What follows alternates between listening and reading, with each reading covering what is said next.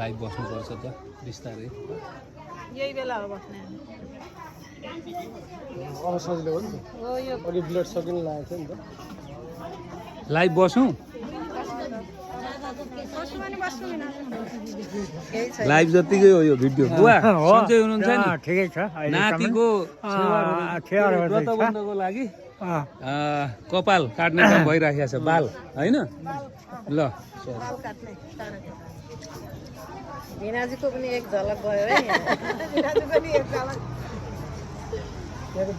आमा सन्चै हुनुहुन्छ? एकदम ठिकठाक। के पो भन्नु? नमस्कार नमस्कार। यता जस्तो लागेर आराम हुनुहुन्छ? सोधिरहेको छु त। कति सजिलो गरी काट्दिनु भयो आविष्कार। दुःख पनि भने दुःख छैन नि, हातै हल्का रहेछन्।